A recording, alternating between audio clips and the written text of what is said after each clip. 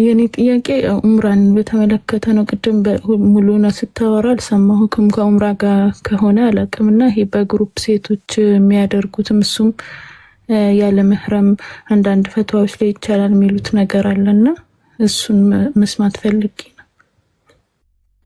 እሺ ሴት ልጅ ያለ መህረም ኡምራ ማድረግ ትችላለች ወይ ወደሚለው ስንመጣ ጊዜ ነቢያችን ሰለላሁ ዐለይሂ ወሰለም ምን አሉ? لا تسافر المرأة تؤمن بالله واليوم الآخر مسيرة يوم مع ليلته إلا مع ذي محرم በአላህና በመጨረሻው ቀን የምታምን ሙስሊም የሆነች ሴት አንድ ቀን ከነሌሊቱ ርቀት ያለውን ጉዞ ወይንም ከ80 ኪሎ ሜትር በላይ ርቀት ያለውን ጉዞ ያለ ዘመድ ብቻዋን ተጉዛ ሄዳ ዑምራ ማድረግ አይፈቀድላትም። ይህን ያለው ኢስላም እርሷን ለመንፈግ ፈልጎ ሳይሆን ዑምራ ከማድረግ ለእርሷ ከማሰብ ነው። አንድ ነገር ስትከለከል ጊዜ ለምን ተከለከልክ የሚለውን ነገር ማወቅ አለባችሁ። ገብታችኋል? ከሚፈቀድላችሁ ነገር ይልቅ የተከለከላችሁበትን ነገር ትኩረት አድርጉበት። የዛኔ በተለይ ያ ክልከላ ከአምላክና ከነቢይ ከሆነ በውስጡ ትልቅ እዝነት እንዳለው ትረዳላችሁ። ምንድን ነው እዝነቱ ከተባለ ከ80 ኪሎ ሜትር በላይ ርቀት ያለውን ጉዞ ሴት ልጅ ብቻዋን ሄዳ ዑምራ ታድርግ ቢባል በእርሷ ላይ ጥቃት ሊደርስባት ይችላል፣ አደጋ ሊደርስባት ይችላል። የዛኔ የእርሷን ኃላፊነት ማን ሊወስድ ነው?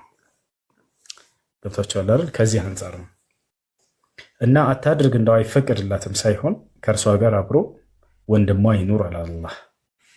ምክንያቱም እርሱ እንደ ቦዲጋርድ ሆኖ እንዲጠብቃት ከለላ አደረገላት አላህ።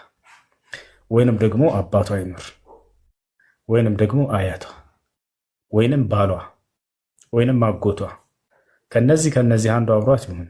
የሆነ ነገር ብትሆን እንኳን ኃላፊነቱን እርሱ እንዲወስድ ብሎ ኢስላም ይደነግጋል። ገብታችኋል አይደለ? ስለዚህ ምንድነው መሆን ያለበት? እነሱ አብረዋት ሊሆኑ ይገባል ማለት ነው። እሺ ይህን ይመስላል። ሌላው እስከ ቅርብ ጊዜ ድረስ የነበረ ፈትዋ ነው፣ ልብ በሉ። ነገር ግን በቅርብ ጊዜ ያሉ ሻፊዒዎች እንደ አቋም ተናግረዋል። አንደኛው የታደጉ ልጆች ሻፊዒዎች ከአራቱ የመዝሀብ ባለቤቶች ሻፊዒዎች ምን አሉ?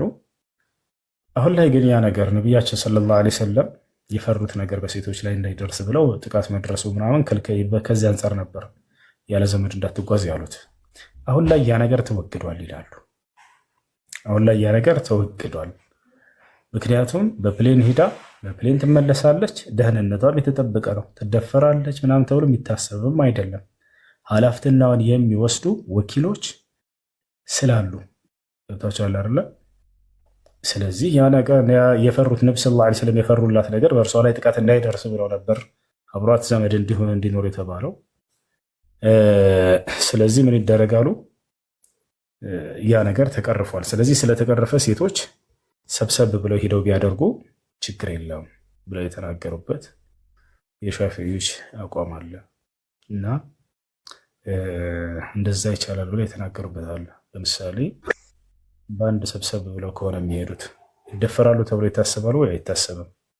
አደጋ ቢደርስባት የሆነ መንገድ ላይ እንደው ጥሏት የሚሄድ ሰው አለ ተብሎ ይታሰባል ወይ አይታሰብም? ምክንያቱም የጉዞ ወኪሎች አሉ ያን ነገር ኃላፊነቱን የሚወስዱ። ስለዚህ የተፈራው አደጋ ያ ዒላ ወይንም ያን ነገር ያለ መሕረም እንዳትጓዝ ሊባል ያስቻለበትን ችግር ያ እስከተቀረፈ ድረስ ሰብሰብ ብለው ቢሄዱ ከሩቅ ቦታም ቢሆን ችግር የለውም ብለው የተናገሩ ዑለሞች አሉ። ይህን ይመስላል። ወላሂ አዕለም።